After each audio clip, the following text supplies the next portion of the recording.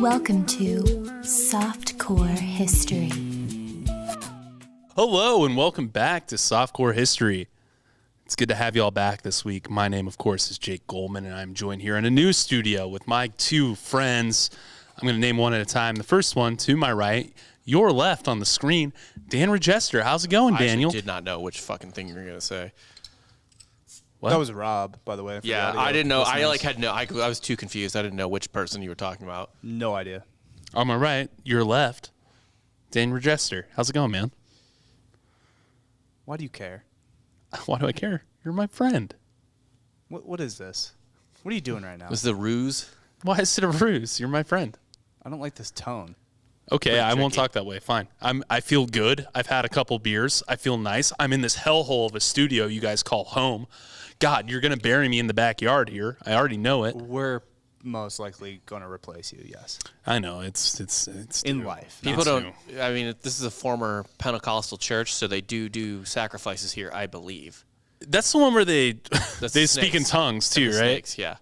That's where like they'll be like, the Lord is in you, and they're like, and then like, Dude, speaking in tongues slaps. I'm going to say that. Talk like Voldemort? you mean parcel tongue? Yeah. No. Okay. Snakes and the tongues are separate in this. So like snake, that is snake tongue together. That's speaking snake. In this, they will hold snakes and be like, see, God's not letting it bite me. And if it does bite you, then God wanted it to bite you. Right. And then they'll also like speak in tongues. Are they venomous? Yeah, that's the whole fucking Is point. it? Are they normally venomous snakes? Yeah, they use like rattlesnakes and shit. What? What? Why? Why don't they just Why? use garden snakes? Like a garter snake or something. No, because it's fucking You gotta have faith, bruh. Is it Gardner or Gardner? gardener. I thought it was just gardener It's not snake. garden, it's gardener snake. It's a gardener. Like Yeah. you're gardening. yeah. Yeah, he's out there digging it. Yeah. Because life's a garden. He But- digs it. What is this, man? What is what? this newfound Happiness? op- Because he's opposite? employed again. Yeah, I got a job, baby. Oh, burr, burr, burr. Money in the bank. Shorty. What you drank? Dan drinks water. Yeah, no. So today we are I in. called out for that, actually. Did you really? For what? Someone's like, oh, yeah, Rob's always, I think Jared told me. He's like, I watch the videos and I see, or the clips, and I see Rob's got like 5 beers by him Yeah. at all typically. times. Jake occasionally has 1 or 2, but then mixes in like a Waterloo or something. And Dan just has H2O. Jared, Skeet bitch. shout out to Jared for listening to all her shit. Like Jared, I don't know He's how. subscribed to our Patreon. Is he really? What a sweetheart. We got to have him back on. Yeah, let's get Jared back on. Jared, I know you're listening right now. We love you, and please come back on the show whenever you want. You're always welcome. I might invite him for the next episode that I do. Do it. Are you next week or am I? I'm next week. Okay, Yeah. sweet. It goes Dan, Rob, Jake. I never In know. that order I just of have to ask every importance. time because I don't know or care. Yeah, so Dan made me really self-conscious about how I breathe into the mic, so I'm going to be all over the holding your place. breath? I'm going to pass out in this episode. Yeah, he's not breathing right. Like his breathing patterns all fucked I'm up. going to turn red. Yeah. This is all, no, you know what? That'll fuck up your heart rate. And then Dan is projecting onto me what he's doing. Yeah. He's like, what's this ruse? What's this all about? Dan did that to fuck with me before the show started so that I could be fucked up and pass it's out. the bit within the show. It's it's the B story. So the A story is your topic, and the B story is Dan just fucking your life up. Slowly making me go insane. Yeah. Yeah.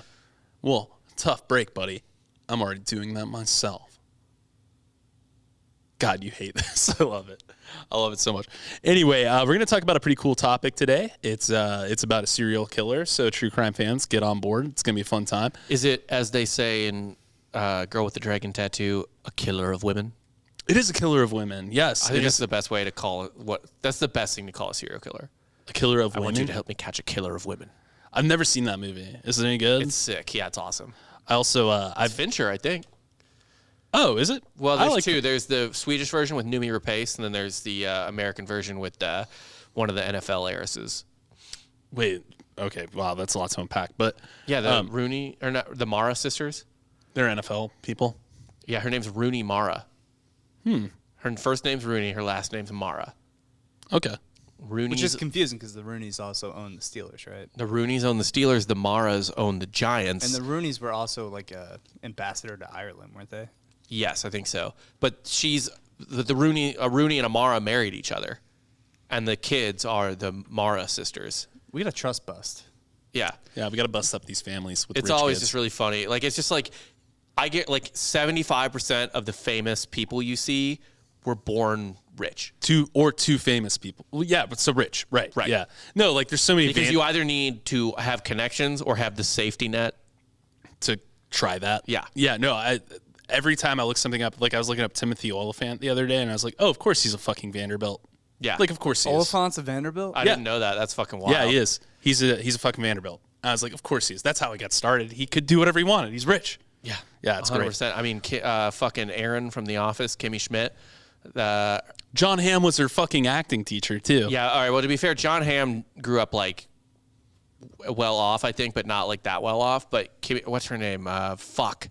I'm like blanking all of a sudden. She's from St. Louis. Anyway, her family owns the largest bank in Missouri. And a bunch of stuff is named after them. Ellie Kemper. Kemper, yeah. There is Kemper stuff all over Missouri. Well, it's funny that you bring her up because the guy we're talking about today is also a Kemper. Edmund Kemper. Of her family? I don't know. I'm going to look that up, actually. That would be amazing. Is Ellie Kemper related to Ed Kemper? Well, where's Ed Kemper from? He's from fucking Missouri, then probably.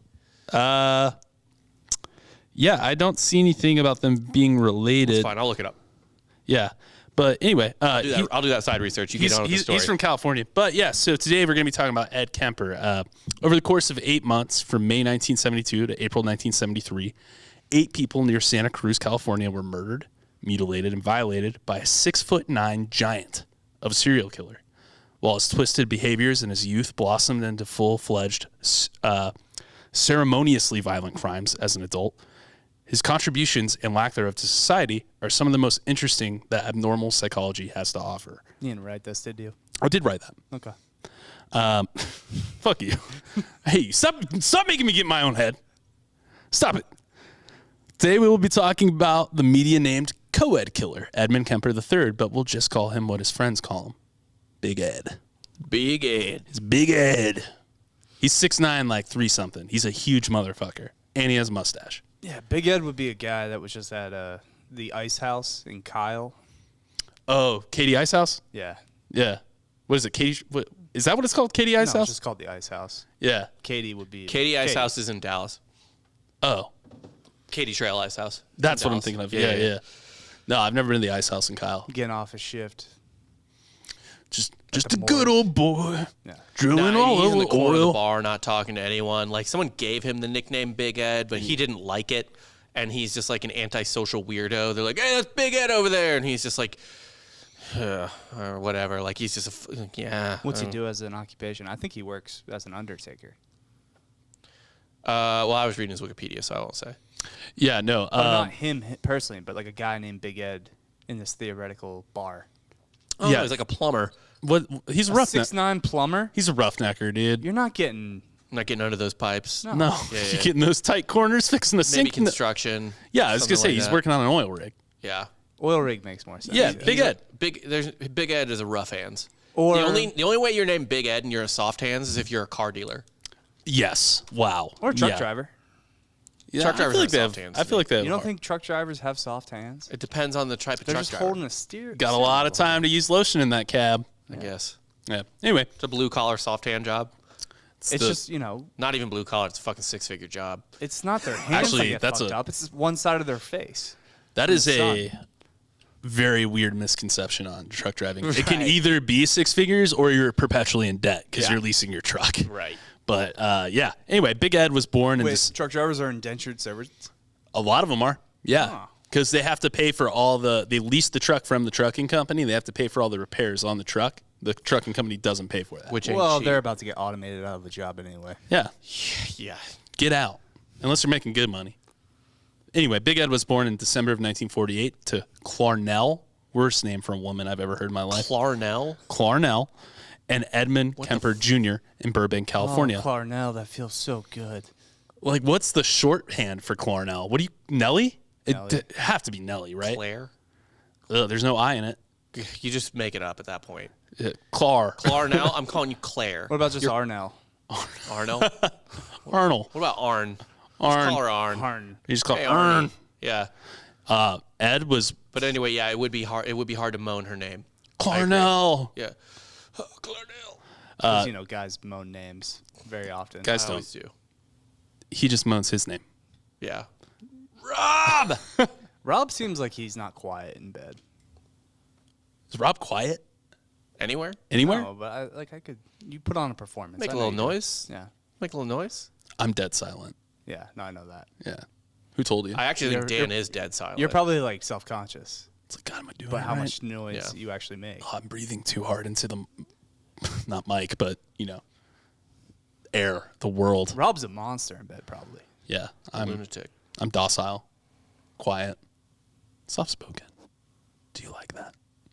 Anyway, Ed Kemper weighed 13 pounds as a newborn. Which is fucking insane. That's banana. That is twice my baby's weight. I was 10 when he was born. I was 10 pounds 9 ounces when I was born. Jesus Christ. Yeah. What size Your bowling poor ball? mother. Your poor tiny mother. My mom is small. Yeah. No, there's pictures of her. It looks like she should just be constantly falling over forward. What size bowling ball do you use when you're at the alley?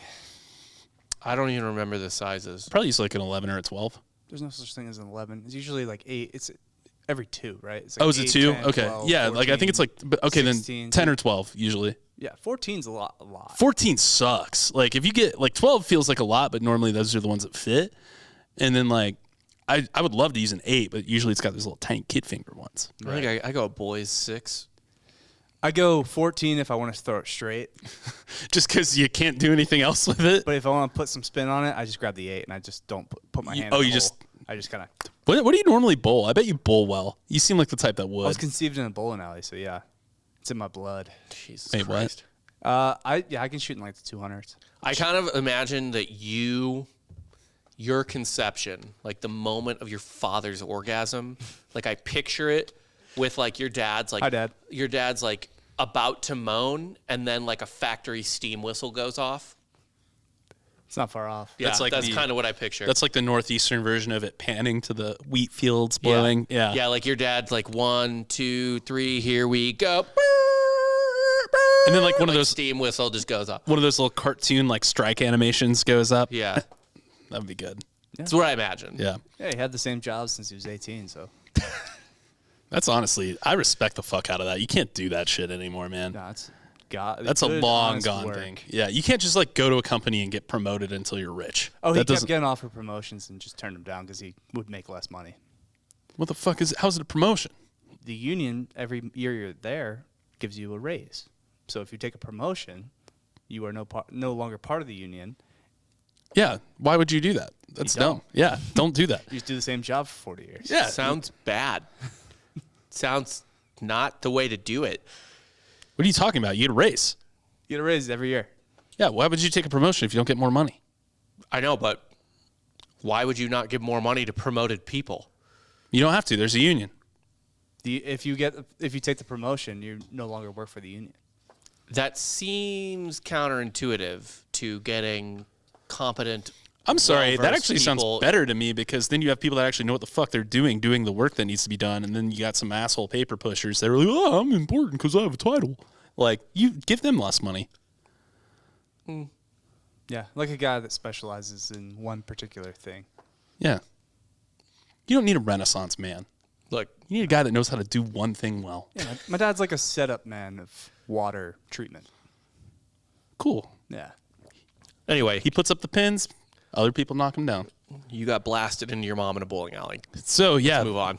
Speaking of fathers, Big Ed had a great relationship with his father and was notably devastated when his parents divorced in 1957 when he was 9 years old. Cry about it, kid. Jesus Christ. Well, we'll find out. It's your fucking fault, probably. No. It is. All of this is his fault, but we're going to see the very weird origin stories of Ed Kemper very soon here. Okay. It caused him to be raised by Clarnell in Helena, Montana. He had a severely dysfunctional relationship with his mother. She was a neurotic, domineering alcoholic who frequently belittled, humiliated, and abused him. Clarnell often made her son sleep in a locked basement because you got the tiniest pecker I've ever seen, right? yeah, he stood like a foot taller than like when he was 4, he was like 3 feet tall. How's a boy big as you got a little thing so small? So He's just like, God damn it, Mom, I'm gonna kill 30 women. And that he did. Not 30. He didn't get to 30. But yeah, so Clarnell would often make him Show you, Bob. sleep in a basement with like rats. It was like a rat-infested basement in Montana.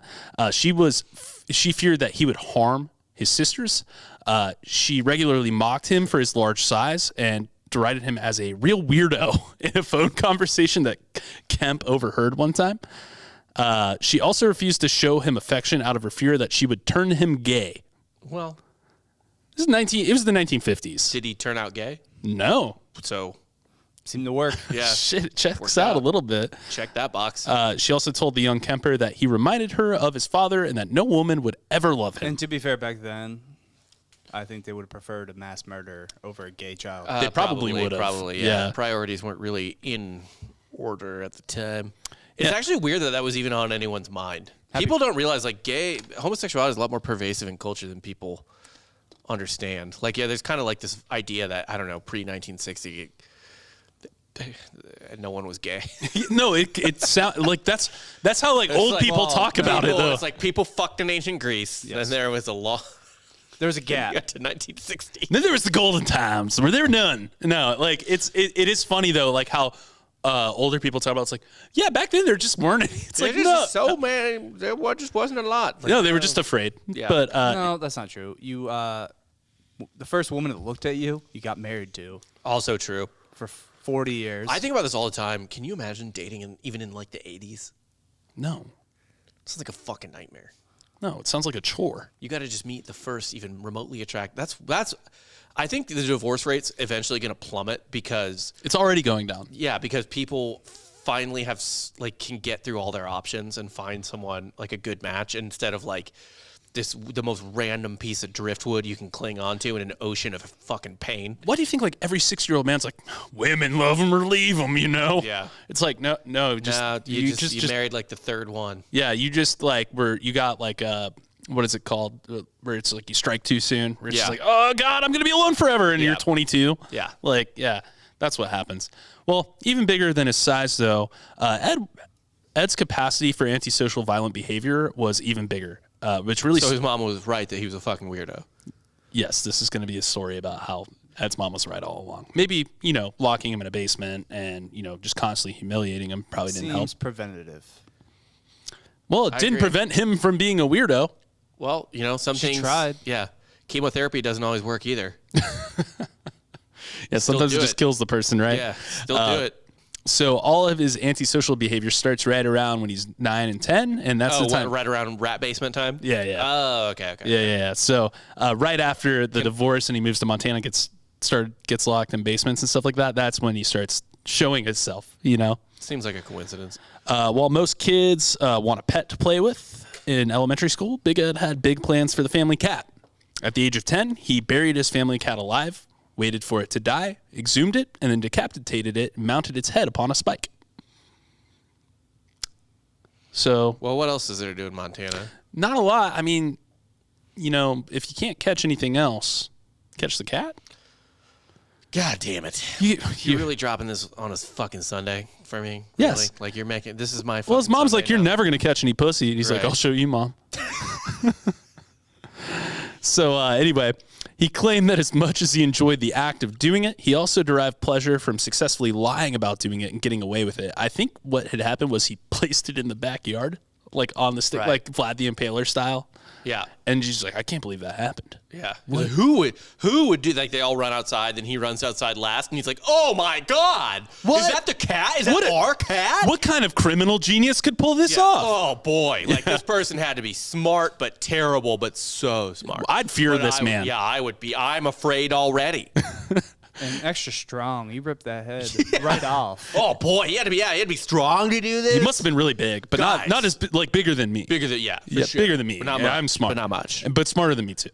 Anyway, that kind of behavior actually that you're talking about, where it's like, oh man, what happened? That happens a lot with Ed.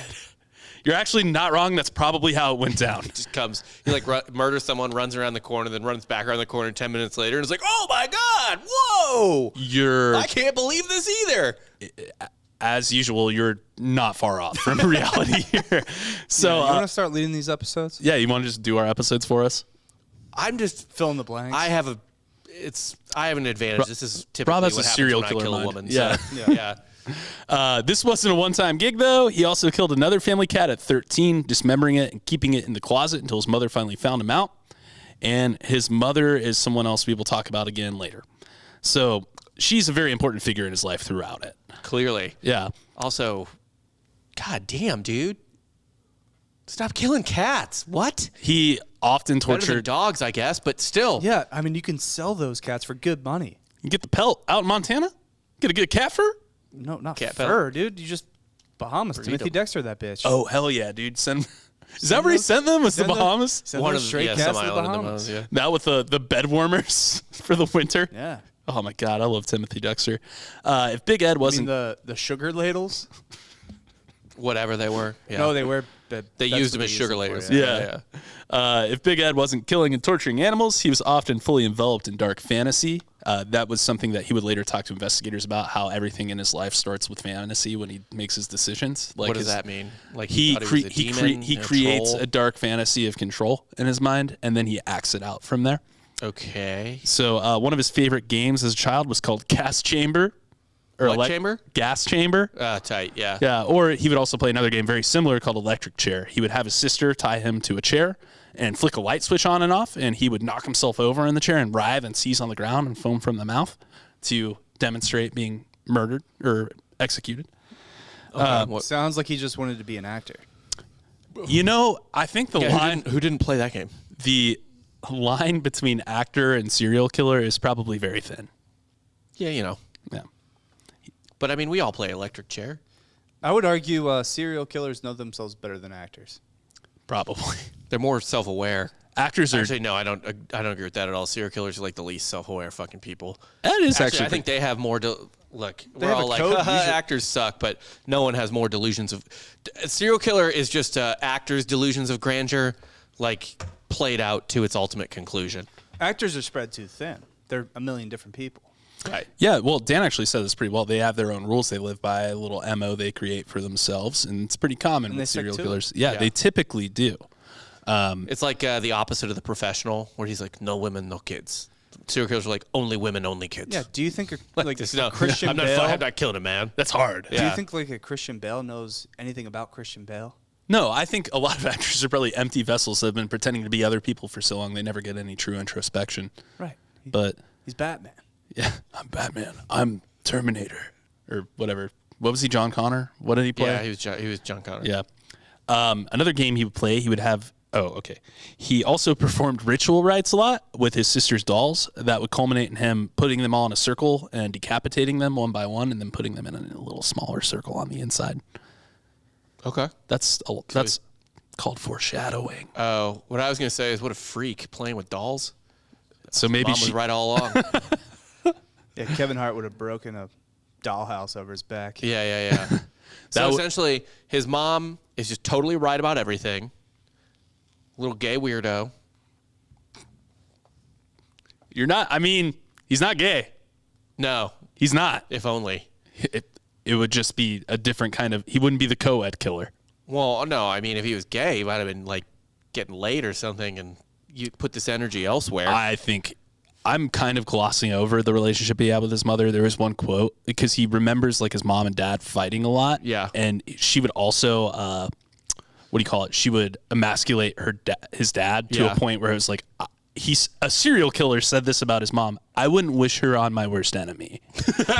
Like So what's she emasculated for? Like not making enough money and shit all like the that? shit, just Yeah, all yeah. the stuff, just like you're a fucking nobody. You don't deserve me. all this There's shit. nothing funnier. What a perfect wife. There's nothing funnier than a partner saying that to their significant other who they expect to be the breadwinner. So basically just like, I deserve better. It's like, clearly you don't. This is what you got. This is the bed you made. Right. Yeah, like what? That is funny. It's like, How then could leave. you possibly? Then leave. Yeah, go get better. And she did. Go get it. She did. She left. Well, she left. She can get better. She didn't. She got a fucking serial killer son. So she proved that she did not deserve better in any way whatsoever. And in fact, probably deserved much worse. Well, at the age of 14, Kemper ran away from home in an attempt to reconcile with his father in Van Nuys. He was getting out of the cat game. Yeah. He's like, this cat game's too hot. Too hot. Kemper stayed with his father for a short while and realized, like, when he went there, he's like, oh, my dad remarried, has a new family, has a new kid. And his dad was like, hey, man, you can't stay here anymore. You're a weirdo. Double rejection there. And that's rough. That's rougher than the mom. Yeah, like, hey, I got a good family now. Yeah, this lady doesn't scream at me, and this kid doesn't decapitate cats. Yeah, I heard about Ed.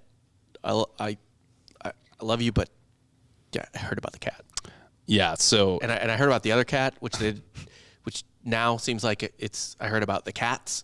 Yeah, you know, like I know they only pinned one on you, but cat. It's just it feels like there's two. Also, trying to have a warm embrace with a child named Ed. It's hard. Edmund. We were one of the other names for Rory because my middle name is Edward and he's Robert Edward Fox IV. We were going to go with Teddy. I like Rory more.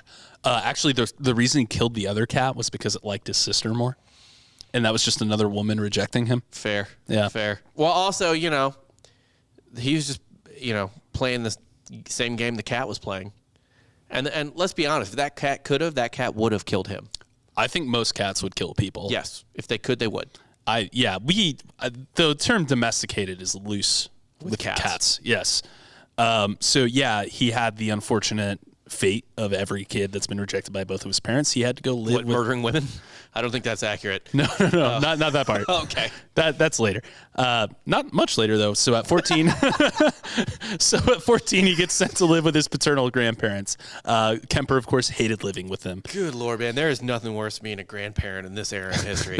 Like it's just the amount of people that get sent to their grandparents who are just like, there is no such thing as an empty nest prior to 1985. No, that's relatively new actually for sure. And God, imagine like most grandparents would be stoked to have their grandkids around. You get Ed Kemper. Mine are, yeah. That's my also parents, an American thing. I think like in Europe, they all live together. In Korea and shit, in East Asia, they do for sure. Actually, it is a very American thing to be like to put your fucking grandparents into a home. Well, and just get the fuck away from your family. Yeah.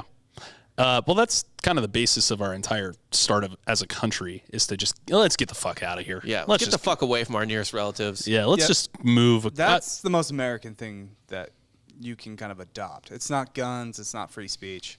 It's getting away from your family. Yeah. It's like, hey, man, you know this giant ocean that we don't know what's on the other side of it? Let's move to the other side of it and get away from mom. I do think that I genuinely do all think three that, of us away from our family. By quite a bit of distance. Like I genuinely do think that America is the best country on earth and everything, but like, man, we have a lot of hilarious, fucked up foibles that do not make sense at all. No, yeah, we could still be this country without doing all that weird shit. Yep. Because usually in other cultures they respect their elders. Here we dunk on. You like get 40 and they're like, "Go die, go die, you bitch." Kids, like if you tell a kid that's like 22 that you're 31, they're like, "Ooh." Yeah. They're like audibly in your face. They're like, oh. Like, it's like, dude. Gross. You go to Italy, you're like 45, you tell a 21-year-old that, and they're like, I want to sleep with you. Like, they're like, I love you. You're an older man. You're an older man. You're I love seasoned. You. Yeah. Here, it is literally like, it's just like you go to a 16-year-old. 31? Why are you at the club? Yeah, like you like just meet a 16-year-old in your neighborhood. Like if I talk to like a high school kid in my neighborhood, and they're like, "Oh, cool. When did you graduate high school?" Like I'd be like, "Oh, 2004." They just vomit. I kind of want to throw up right now. They would just fucking vomit in my face. Yeah. Kid's like, "Don't you have a rocking chair to sit in, old man?"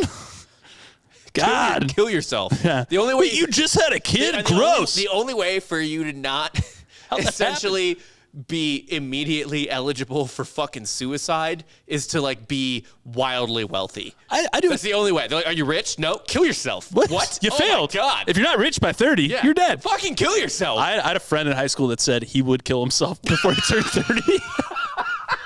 Still alive, but I remember him telling me dead in the face, like, I'm going to kill myself before I turn 30. I don't want to deal with that. It's like, Deal with what? that's an 18-year-old. That's I know. that's a new adult. Like, that's 12 years.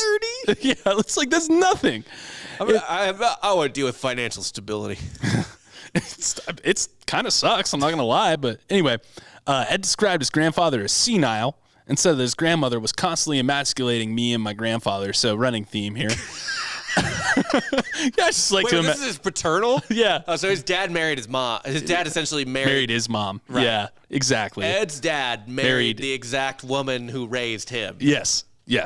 That's what clarinet was. Usually happens, right? Good Lord. Yeah. No. I didn't do that. I didn't marry my mom either. Yeah. Yeah. At all. However, Ed did make friends for a short while with David Mike Dozier, who lived a short distance away. 2 first names. Is that also a serial killer? No, it's not. Isn't serial killer 3 first names? It's Yeah. David Allen Greer. Yes. John Yeah. Fitzpatrick Kennedy. Anyway, Mike lived a short distance away and was about the same age. According to Dozier and his mother, Elena, Mike stopped visiting with Kemper after the Dozier's cat and Elena's pillowcase went missing one day. The cats. Yeah. Just what? Yeah. So, Also, not even hard or like really hard to catch, I should say. If they cozy up to you. I guess. I find they should know better. You asked about David. A dog wouldn't know better. Right. The first cat, like, I don't blame. Second cat, I don't blame. That third cat, though. Right. Fourth cat. Fool me fifth cat. thrice. You don't get stuffed in a pillowcase and decapitated again. They only get 9 lives. Yeah. It's the same cat. Anyway, Mike, this is a weird side note, but Mike Dozier gifted his fiance later a quarter that Ed Kemper had given him with the eagle's eyes drilled out of it precisely. So Mike Dozier might be fucking weird too. Yeah, he was fucking friends with Big Ed Kemper. Yeah. So And also, why would you ever give your fiance that? it's weird, Why? right? Yeah. In any way. That's a psycho move. Someone send me a quarter. Send me a quarter with the eyes drilled out of the eagle, and I'm going to give it to my wife. And I just want to see what she says. Yeah, he murdered cats. Yeah. She won't even notice. She be probably like, won't. "What?" I mean, she'll be like, why are there holes in it? She won't notice it's the eyes. She'll notice the holes, but I don't think she will. she won't notice the holes. No. Okay. Anyway, in 1964, at the age of 15, Big Ed would commit his first 2 murders. After an argument where his grandmother belittled him a fuck ton, Ed grabbed his grandfather's rifle, which at the time was confiscated because Ed liked killing with it too much for his grandparents' taking. Basically, they were like, he just kills stuff too much with this thing. We got to hide it. So he goes into the back, grabs the rifle, and he shoots his grandmother once in the head and twice in the back. Her last words were, "Are you shooting birds again?" Well, So, yeah. bird is British for woman. Oh, Or that's girl. true. So yeah, he was shooting a bird. Also, I'm sorry, what? Killing too much? Like, they're like, oh man, he just keeps like killing deer and using none of the parts of them. No, he's killing small animals and stuff, but you bring up a good point. Everyone knows he's killing animals the entire time so far. Right. Like, I don't think he pulled a fast one on anyone. That's quite a trope, too. It's not a trope. It's where the trope it's where that comes It's from. a true cliche type Yeah. of thing. Like it's just it's a true stereotype. Well, it's interesting you mentioned that too, because we know that because of Ed Kemper. Oh, Ed Kemper invented it? Or like they not invented it, but they realized it after Ed Kemper? In a way, yeah, and we'll get to that in a little bit later. He was So a trailblazer. he was actually. We have a lot to thank Ed Kemper for too, in a weird way. Because they interviewed him. A lot, yeah. So Was he in Mindhunter? Yep, Okay. yeah. If you're familiar with the show Mindhunter, I haven't seen it, but I know or my wife watched it. I've seen like little bits and pieces of it. yeah, they kind of like soften it up a little bit. Okay. But yeah, he is in that. So after he killed his grandfather returned from a grocery store and he shot him in the front yard once he got out of the car because he didn't want to see his grandfather see his dead grandmother. He wanted to put him out of his misery. Aw. Mercy. Sweet. He immediately. I'm not gonna lie. The grandma might have deserved it. That's not a victim I'm gonna feel super bad for. I mean, it's a lot of repeated behavior that he sees. You can She was tell. abusive. Yeah, no, same with his mother, right? So you can see where he starts to get this kind of internal hatred of women. Yeah, and look, I'm not saying that It's I not did say okay. She deserved it, so I'll go back. No. She didn't deserve it, Own your take. but all right. But, play with fire, you might get burned. I wouldn't be screaming at a kid I've seen mutilate animals. Give her that. She got balls. Yeah, seriously, that lady isn't going to not say what she wants to say. Kill another cat again, you homo? Oh, my God. Oh, what are you going to do? Get the gun? Anyway. You're going to shoot me with it before you put it down your throat? Fucking queer? I dare you. Pretty much bullied him into killing her. Yeah. She's like, Do it, bitch. Kill an animal. bitch. Okay, Lord. Kill a real person. Again, play with fire. Well, you want bitch. to See what happens. You want to talk about the most fucked up part of this? What do you think his next step was after doing that? What do you think he did? Who did he call? Couple more cats just for fun? Call his mom? He called his mom. Okay. And said, "Hey, I killed my grandparents." Well, you didn't call your mom today. I didn't. You got to call your dad, too. I do need to call my dad. Anyway, he called his mom and was like, "I don't know what to do now." And she was like, "Turn yourself in, idiot." Right. And he did. He turned himself in. Okay. When the police picked him up, they asked why he did it. And he has some wild quotes. So first one, "I just wanted to see how it felt to shoot grandma." Okay. He just wanted to know what the feeling was like. Sure. Been there. Yeah, we've all felt so he was sent to a sanitarium for minors in California, where he was evaluated and misdiagnosed with paranoid schizophrenia. While institutionalized, doctors began to realize Big Ed wasn't having any paranormal delusions or illusions of grandeur or anything like that. Yeah. And he was totally cognizant of his crimes. He knew what he had done. So it was just that he didn't feel any sort of particular way about them. Like the way we like, wipe yeah. our ass or mow the lawn, that's did how it. he thinks Yeah. about these things. And so this is starting to illustrate to psychologists at the time what violent psychopathy is. Okay. With Indifference, essentially. It's lack of empathy. Right. Right. So he was highly introspective and articulate. Big Ed's IQ was tested at the facility as well. Can I say something real quick? I tweeted this the other day, but you know what my favorite version of a lack of empathy is? What? The people who are like, if you're not as empathetic as me, I just can't relate to Oh, you. yeah, I've seen that. I saw your tweet about that where it's like, you're a bad person. Yeah, you're like, I don't understand you if you're not as empathetic as me. It's like, well, then you might not be empathetic. I won't try to understand your differing opinion or put myself in your shoes for one moment to try and see the way you see things. Yeah, that's a complete and total lack of empathy. Right. That's why nothing gets done in this country. Disguised as empathy. Right. It is hilarious. Yeah, it's clout. Yeah. Exactly. It is. I think that's maybe one of the cleverest things I've ever tweeted, and it got like 8 likes. No, of course, because it didn't fit the narrative. No, it wasn't stupid. Yeah, right. I'm wasn't hella smart. Just so wasn't everyone like, knows. yo, Letterkenny Yeah. soundtrack slaps. Yeah. I also 500 likes. Like, why? Because it does slap. It does, but that's not a fucking thought. Like, That's what I go to social media for. I don't want your fucking opinions, all right? yeah. The other joke I had in my mind that merit. What?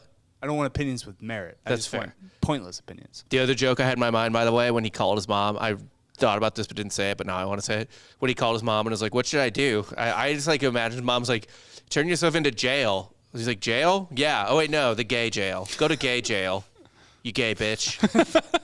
God. Well, his mom's an abusive piece of shit. No, I mean, he probably got the same fucking thing he just got from his grandma from her. Yeah, it's not Rob talking. No. That's his mom. Right. We have to say that. Anyway. No, that's Rob's mom. Rob's mom says that. Yeah. My mom did leave me in jail overnight once.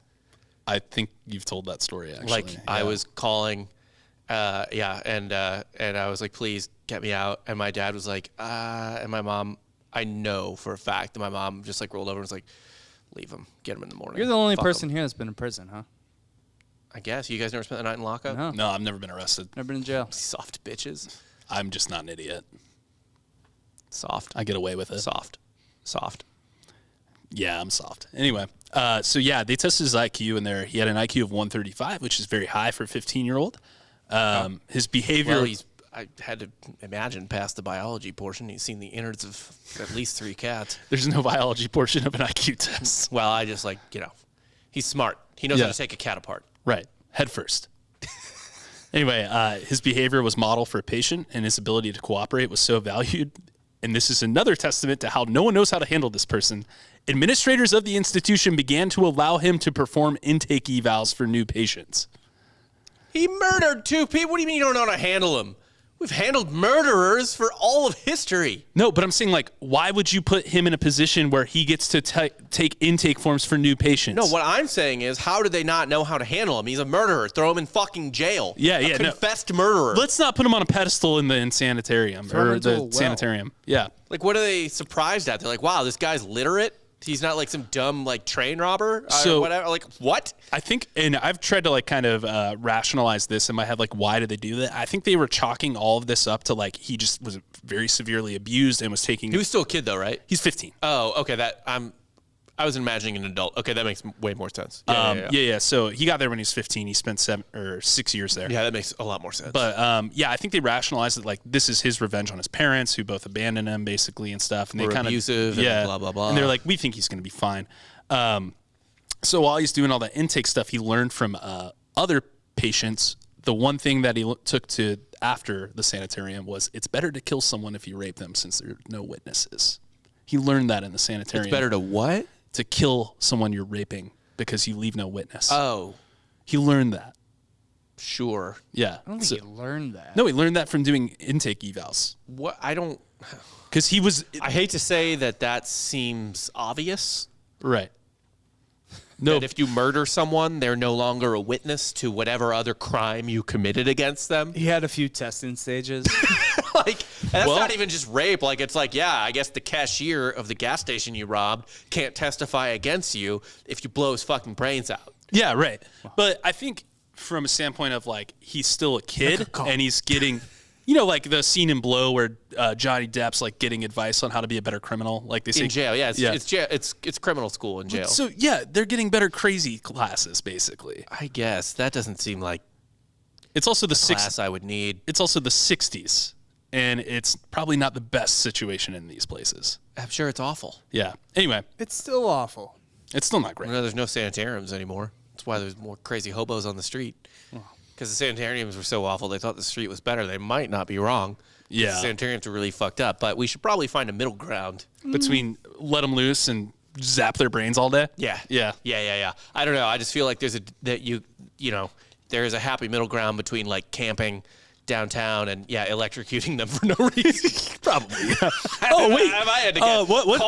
Call me a middle of the roader. Yeah, it's like, wait a minute, he's poor? Zap him. Yeah, like what? I don't know. I'm just a dumbass centrist like that. Anyway, December 18th, 1969, his 21st birthday, Kemper was released on parole.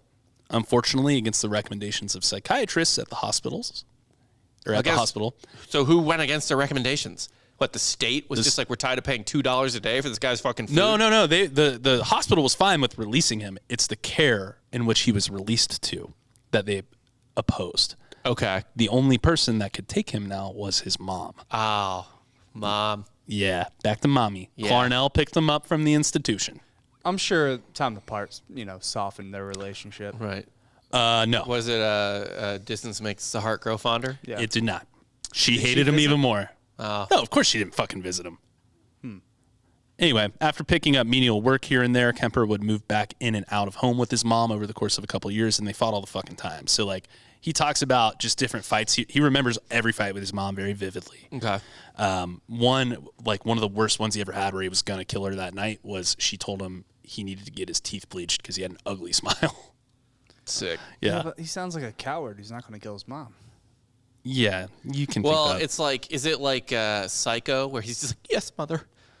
No, he would scream back. Okay. They fought. They, fought hard. Yeah. Yeah, so, and speaking of his mom, she was a teacher What are at... they fucking fighting about? She's like, you got an ugly smile, you little bitch. And he's just like, I have killed 3 of your fucking cats. Well, 2 cats. I will do it to you and 2 humans. Your in-laws. I killed your old in-laws, Yeah. too. Yeah. No one balks at this guy, which is the funniest thing to me. What if she was just like slap back with an everybody loves Raymond joke and she's like, yeah, 10 years too late. Oh, my God. They should make this a sitcom. Everybody hates Kemper? Yeah. Yeah. Anyway, his mother was a teacher at UC Santa Cruz, and so... What? Yeah. She's a professor? She's a professor, yeah. A molder of mind. So she is a narcissist. Like she's very much an alcoholic narcissist. Like that's a real categorization of this What woman. was she teaching? I don't know what she was teaching. I didn't look that up. But In this era, it's got to be like, I don't mean be sex or anything, but like it's got to be education or something. right, it could be. Like, I mean, you can look that up. I'd be curious, to be honest. But what he would do is he would hang outside her classes trying to pick up chicks. His mom. His mom's. Yeah. I think he wanted to fuck his mom. Are we gonna get to that? No, he doesn't. We'll talk about it, but no, he doesn't want to fuck his mom.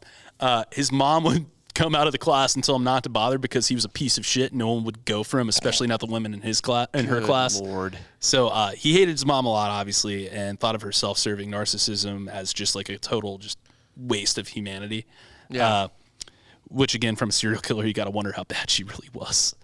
Like, this guy kills cats and shit. What happened to his mom? I kind of want to know. So We'll get to it. Okay, because here's my thing. What if he's lying? It's very possible. Well, you don't Because trust if our primary source is the serial killer, you don't trust that word. I'm gonna say no. The very cunning and convincing serial killer, might I add you. He had such a glowing endorsement for being released from the sanitarium. They expunged his record. He killed 2 people. Good Lord. Right, but most of this is after the fact, right? Where they're doing the interviews for.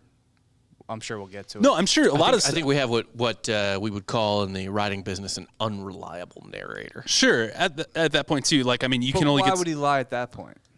Why wouldn't he? When he's in jail forever. He's self-involved. Because he's still in control of his story. His narrative. Yeah. People, the less you have control over, the more you're going to lie to keep control over that one thing.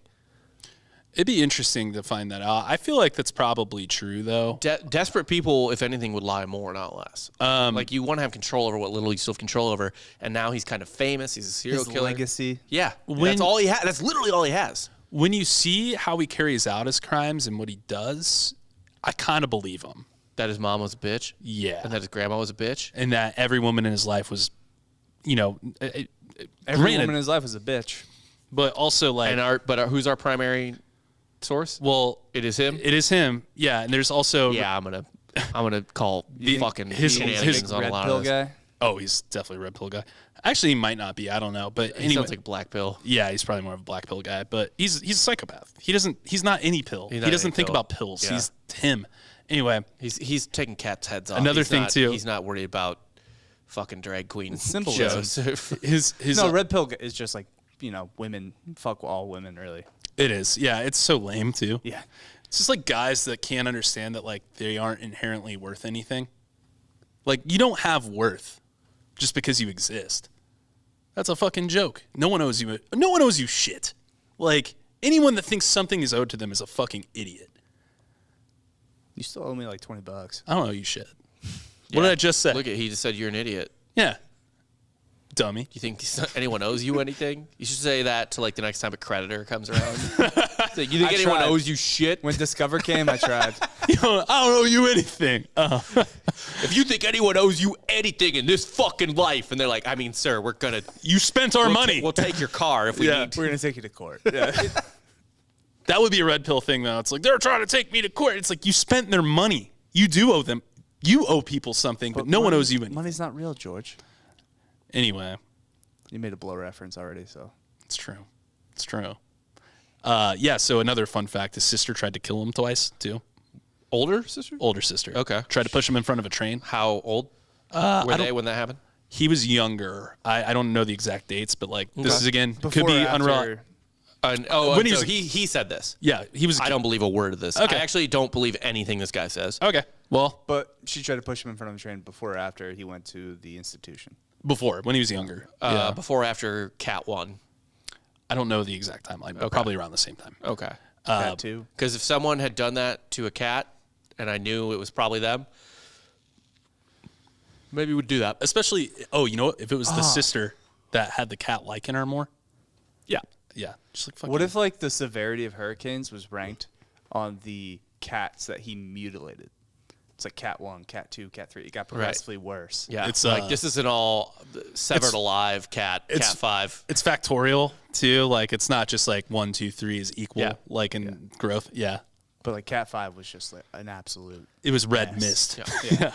So here's my guess, by the way, and we can keep going. My guess is that his mom was maybe cold or something like that. His grandma was maybe cold or something like that. Not nearly as bad as you said. He exaggerated everything. He's a fucking liar. He wanted control of his story. He wanted to be more interesting. What really happened is he's just a boring psycho asshole who didn't have that good of an origin story and, you know, needed something to sound more interesting. I think this guy's full of fucking shit. Yeah, I mean, Get his ass. Boom. That's what I think. I mean, because he's psychotic, he has no empathy, and he's a narcissist too, right? Didn't you say that?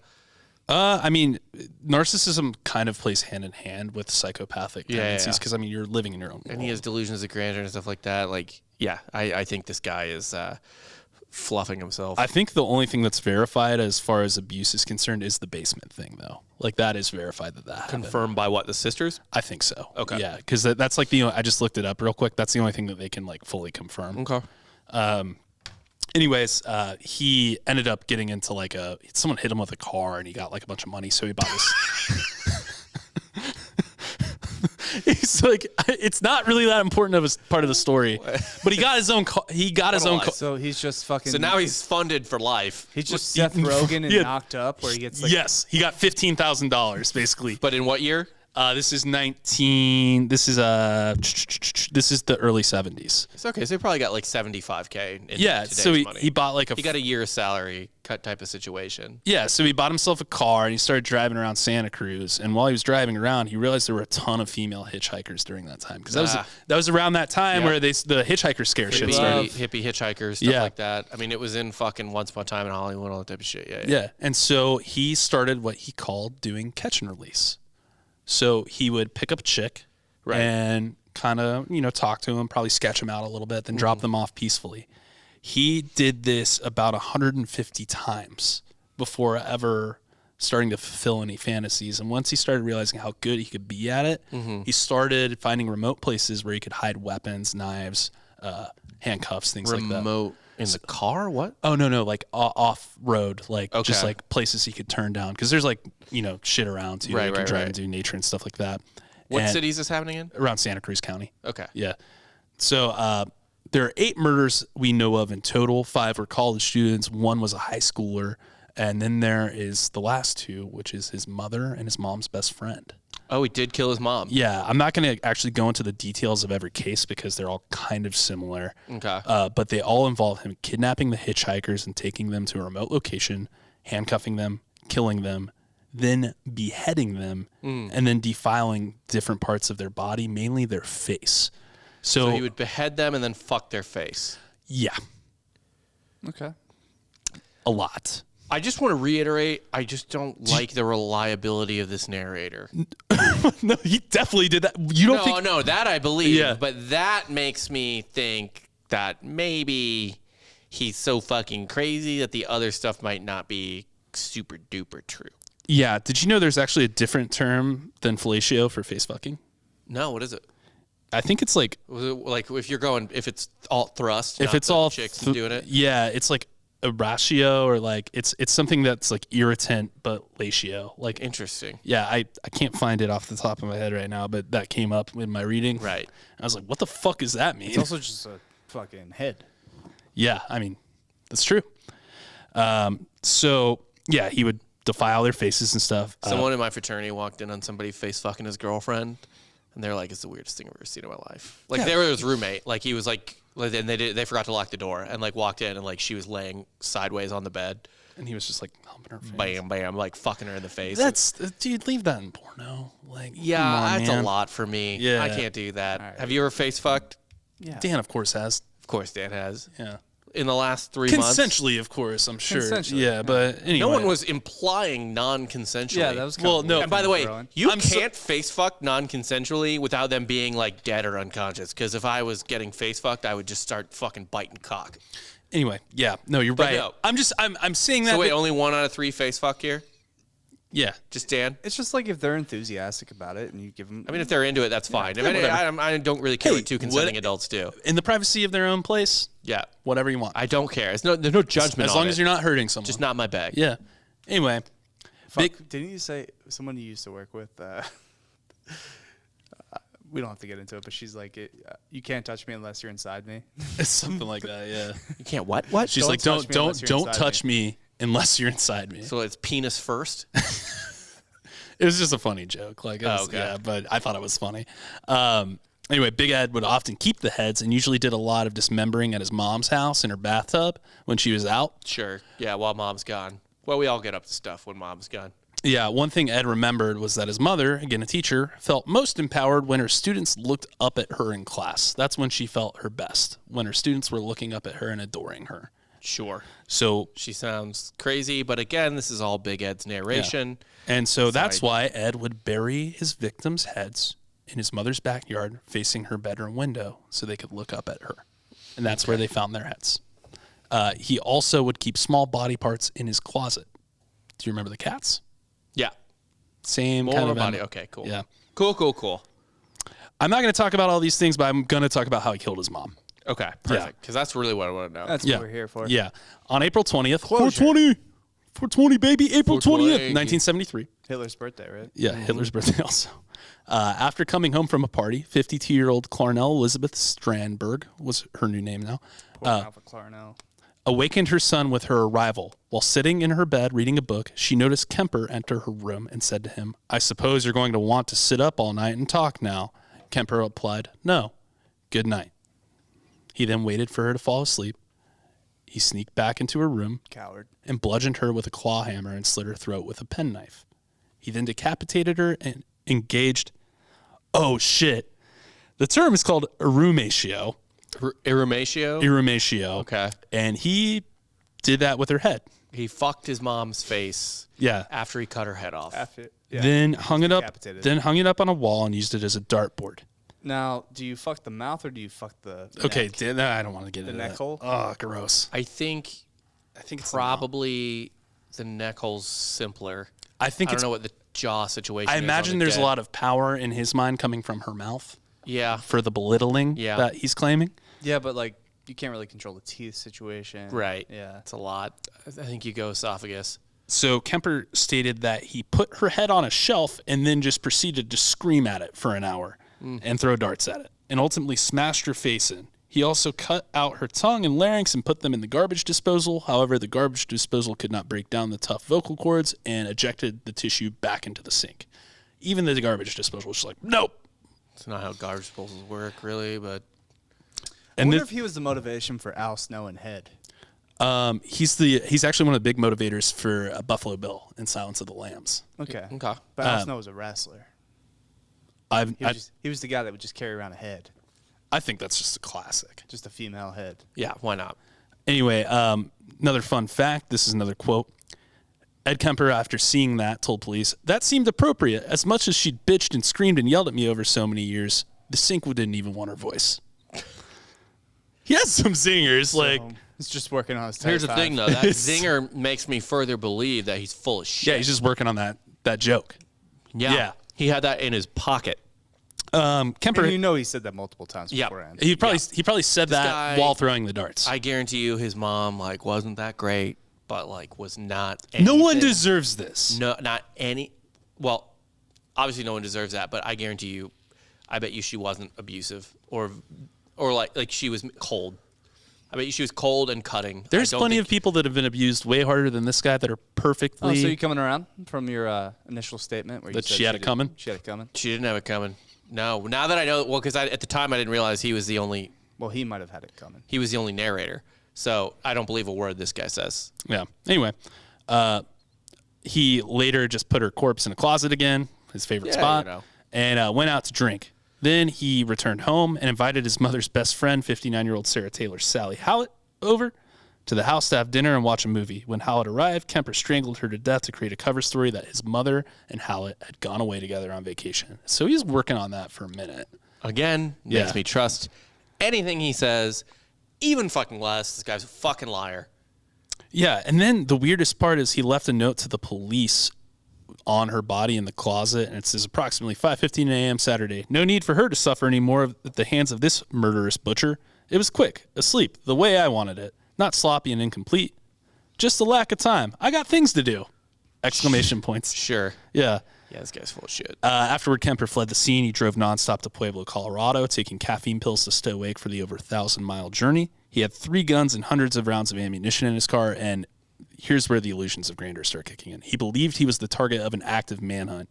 After not hearing any news on the radio about the murders of his mother and Howlett, when he arrived in Pueblo, he found a phone booth and called the police immediately. He confessed to the murders of his mother and Howlett, but the police did not take him seriously. Yeah. Why would you? And this is the part where we were getting to where you're like, oh man, what? The cat's dead? Kemper also is classically one of those guys that would return to the scene of the crime and talk up the cops. I always literally never understood that. Like, people always return to the scene of the crime. Like I would always hear that and be like, why? Because get far away. There's a embedded psychosexual atmosphere to that place that gets them off. Yeah, you got to think killing is the thing that gets them hard. I would right? think if anything, it would just be the paranoia of just like, I want to show up and like see if anyone's investigating it. Oh, good, no one's there. It's the control factor. He didn't do any of this like admitting to shit stuff until he was whacked out on caffeine pills and exhausted. That's what got him to start breaking his MO. Several hours later, Kemper called again, asking to speak to an officer he previously knew from other crime scenes, and he confessed to the officer of killing his mother and Howlett, then waited for the police to arrive and take him into custody. Upon his capture, Kemper also confessed to the murders of the 6 students. When asked in a later interview why he turned himself in, Kemper said the original purpose was gone. It wasn't serving any physical or real emotional purpose. It was just a pure waste of time. Emotionally, I couldn't handle it much longer. Toward the end there, I'd started feeling the folly of the whole damn thing, and at the point of near exhaustion, near collapse, I just said to hell with it and called it all off. It's weird to call it calling it off after you've murdered 8 people. Right. But yeah, it's fascinating to me. So he said he was too good for it anymore? He wanted to be caught. Yeah. This guy's full of shit. Yeah. Listen, sometimes you got to move on. Yeah. So, he gets arrested and he gets taken in. But here's one of the fun things about it. Kemper's like a weirdo, of course. Obviously, he's 6'9", he's hulking. Him in jail is even more fascinating. So he's never gotten out of jail. He was supposed to be... He's still alive? He asked for the death penalty. He wanted to be killed. Right. But in what state? California. Okay. So he couldn't be. Yeah. He got life in prison. And with a chance of parole, mind you. Good Lord. He's had multiple parole hearings. He's been denied all of them. One of them, he famously said, good, you do not want me in public. Yeah. I will do this again. Yeah. But he, once again, model prisoner. He has, the reason there are audiobooks in prison, he's read the majority of audiobook transcriptions for blind prisoners. Okay. So that's what he spends a lot of his time doing, just reading books into microphones. I mean, there's no women. No victims. No one to cut heads off. But, so you brought up Mindhunter earlier. He's peaceful. Maybe he was gay. Being peaceful is gay? No, he's just surrounded by men, so he's in... I don't think he's gay, but he clearly has a problem with women. Yeah. So he was in the same prison as Charles Manson. Actually, you know what I think it is? You know why he's peaceful in prison? He only killed women, right? Yeah. Except for his grandpa, who was fucking senile. He did a mercy kill. That was a mercy kill. Right. He can only kill women. He's docile in prison because he can't fucking... He can't project force. That doesn't matter. Yeah. He can't project force. He can't project force on men. He has no... No, he can, actually. He's done it. But he has no desire... There's a pretty great story here. He's in a prison with Charles Manson and another serial killer that was arrested around the same time. Okay. And the serial killer, the other one, loved singing, and fucking Kemper hated that. Yeah. And so what he would do is very feminine, so... He would just walk up with gallons of water and just drench him with it and like shove him into the ground and be like, shut the fuck up. Yeah. Like, okay. And then there's a quote where he's like, yeah. And then, he started changing his mind. I got to watch my show and he'd ask me for permission to sing from there on. I'd give him peanuts. How big was that guy? So here's my... 5'9". Okay. So here's the thing. Charlie Boy was a tiny man too. He only... Yes. He only projects force on people he knows he can beat handily. Yeah, no. So that's why he's mostly docile in prison. He's not going to fuck with some fucking gangbanger. That can stab him to death. Yeah. That's why he's docile, because he's a fucking pussy. Yes. Yeah, you're right. You're right. Most Absolutely. people operate, right? It is. Actually, yeah, people that want to fuck people up, that like get off to They're it. usually smaller. Yeah. I understand all that, but what I'm saying is that he's not docile because, he's smart and he's a fucking pussy. He only killed people that had no chance to fight back. There are people that crave the fight. There are people that want to measure up and be like, prove I'm stronger. He has no desire to do that. No, he wants to control. But here's the thing, too. You typically don't want to go after the smaller dudes. Especially because, like, the amount of people that know it depends. martial arts these days are typically the smaller dudes. Anybody that's, like, Don't jacked. fight people or you're an asshole unless it really needs to happen. Go out and fight somebody. For no reason? Yeah. Okay. Let it all burn. Get into a good scrap every now and then. Just feel something. So, yeah, I mean, sure, why not? But usually the bigger Everyone guys should can't be fight. punched in the face at least once in their life, I think. To. Yeah, just like to experience it. yeah. You need to understand what you. You need to get that humbling feeling of getting just dropped once. I've been punched in the face. I'm sure you've been punched in the face, yeah. Rob. I know you've been punched in the face. Like everyone needs to get Been punched. hit over the head with a skateboard. Oh, you fought skaters? Yeah, that's not a good move. Yeah, dude. you know. Anyway, Jumped, not Those are- fought. oh, they jumped you. Yeah, That sucks. I've been jumped and I've been punched in a fight. Both. It's neither are fun. I wish I was knocked out. Jesus. I got the perfect movie star shiner. I got hit like it connected so flat I just dropped. Oh, it actually worked out perfectly. I got hit in the face in college, and the next day we had white trash ghetto bash. Oh, perfect. yeah. You even So, have to do the makeup. And no makeup. Yeah. One of the interesting things about Kemper, though, is because he's a fucking narcissist, loves talking. He loves talking to anyone that wants to interview him. One of the things he talks about, though, is how he believes he should be dead. He won't kill himself, though, because he's, as you say, a coward. But he talks in these interviews with just different people that want to talk to a serial killer and understand their mind working because he knows there's more people out there. One of the famous quotes from Mindhunter is like, he estimates that there's probably 80,000 people in the United States that would fit his profile. Oh yeah, he estimates it Yeah, I mean, but like, based on what his zero fucking education. Listen, he's reading audiobooks. yeah, This guy's full of shit. But- this guy likes attention. but This guy He- sucks. This guy's my Hitler. this guy should be the Hitler. I'll say Whoa, it. what a I'll- take. Listen, I'll say it now. He's my Hitler. No way, get out of here. He's the Hitler of the episode. The interesting thing about this, though, is the interviews with Kemper have provided a lot of different profiling benefits. I assume it has, but not in the way he thinks he's providing. Right. So, You know what I mean? Yes, because like people think about it like, oh, he gave all these amazing insights. No, they looked at how he was like Answering Yeah. what he was saying. Yeah, What he was doing. That is what. Yeah. Yeah. Let him talk, buddy. So, But John- it's not the words he's saying, like being like, oh, I was thinking this and thinking that. No. It's observing what he wants these people to hear him say. well, it's the behavior pattern, right? Right. It's returning to the scene of the crime. It's hurting small animals as he's younger. Yeah. It's control fantasy kind of stuff being played out over a longer and longer period of time. Like it's like an addiction basically, where it's like, oh, I'm not gonna like, oh, I'll snort a little heroin. Oh, I'll try to smoke it. I would never shoot it though, and then you get further and further down, right? So he provided such an accurate portrayal of that profile. It's actually helped catch a lot of serial killers. That's fascinating. Yeah, so a lot of the work that the famous FBI profiler John Douglas did is based off of interviews with him and other serial killers, but Kemper kind of led the way because he was the first one willing to speak.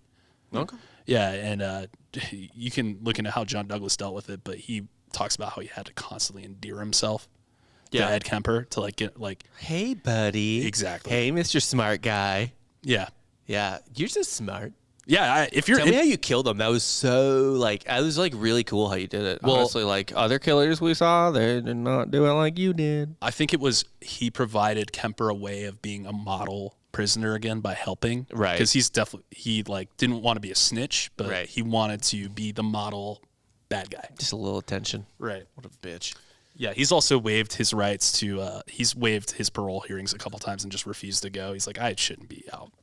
But all that to say, who's to say he's not just being like trying to look good?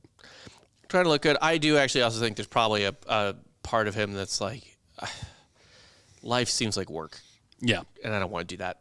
I want to be a special boy in jail. Imagine him trying to get a job right now. Oh, you never get a job. Right. He's the 6'9" serial killer. He also just had a stroke a couple years ago, so he's not getting. Oh no. Yeah. So half his body doesn't work. God, can you imagine half of 6'9" not working? Anyway, I think it's fascinating because without this guy being such a fucking head case like narcissist, we wouldn't have a lot of the ability to catch people like him anymore. It's fascinating. Even though now it's not really serial killers anymore. It's just mass shooters now. Yeah, because it's You gotta get it. You gotta kind of get it done all at once. crime's a lot harder to commit now. Yeah. But also, I wonder what the real stats are on like. I bet you there's still like out Danny there. flexing. I'm sorry. I saw that. I think there's a lot out. I think there's a lot of people with the propensity to do it that can probably do it, but like it's so much harder to get away with. Yeah. They know they can't get away with it anymore. So you got a spree. right. Yeah. Anyway, that's all I got. Hitler is obviously Ed Kemper. I don't even think we need to ask that Probably question. mom too. No, I actually don't believe I believe the mom was cold and probably cutting, but it's hard for me to believe she was abusive if the main narrator is the serial killer who murdered her. Right. What'd you learn? That people are full of shit and will mold their fucking narrative as much as they want to make themselves as good look awesome. or as bad as you are, yeah, we're all the same. No. We all No, we're not. We all want to look No. good in our perspective, right? Oh, well, yeah, there's the narrative self and the actual self for sure. But we're not all the same. I'm not going out and killing people. Not yet. Until Give it next time, time. bro. Give it Anyway, time. thanks for listening, guys. Check out softcorehistory.com for merch. And please check out our Patreon. That is patreon.com/softcorehistory. Yep. $5 a month, you get awesome content. We do an extra bonus episode every week. Sometimes we do 2. Leave If a we're feeling review on iTunes, por favor. good. See. Yeah, for Rob Fox and Dan Regester. You just got soft served.